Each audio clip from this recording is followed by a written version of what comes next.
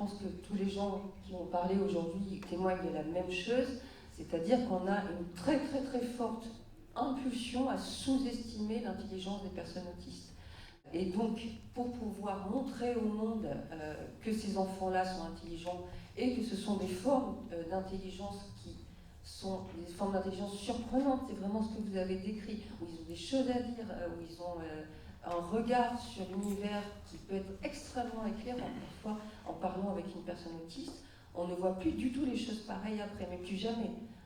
Donc c'est des personnes qui ont une intelligence forte et capables de bouger les choses.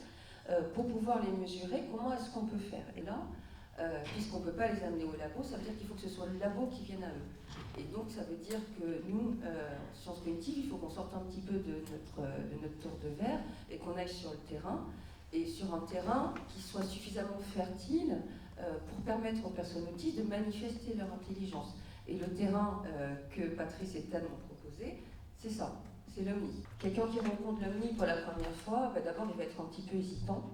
Il va regarder comme ça, puis on explique qu'il faut toucher des touches pour qu'il y ait un son. Éventuellement, il a déjà vu des vidéos, donc il verra. Il y a des bibliothèques de sons qui ont des comportements très difficiles à prévoir. Donc, au début, on est dans la confusion la plus totale.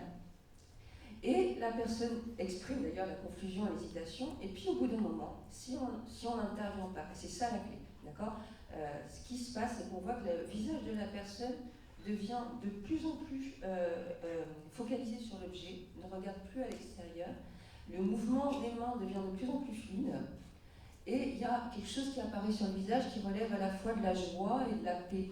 Et si on écoute ce qui se passe à ce moment-là, on entend de la vraie musique. Donc il s'est passé quelque chose. Cette chose qui se passe en psychologie, on appelle ça le flow. C'est un état à la fois de joie et c'est un petit peu excitant parce qu'on se sent au maximum de ses capacités. L'état de flow, typiquement, c'est l'écrivain qui, après avoir peiné pendant 2 heures devant sa page blanche, soudain il a l'inspiration, il va écrire, le monde extérieur n'existe plus et il sent qu'il est au top de sa capacité créative. Donc l'état de flow et l'empowerment, il y a une relation directe, c'est-à-dire que si on peut favoriser le flow, on favorise l'empowerment, d'accord?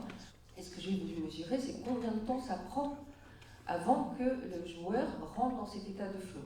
Et j'en ai beaucoup discuté avec ceux qui animent les ateliers, et on est tous d'accord, ça prend 1 minute.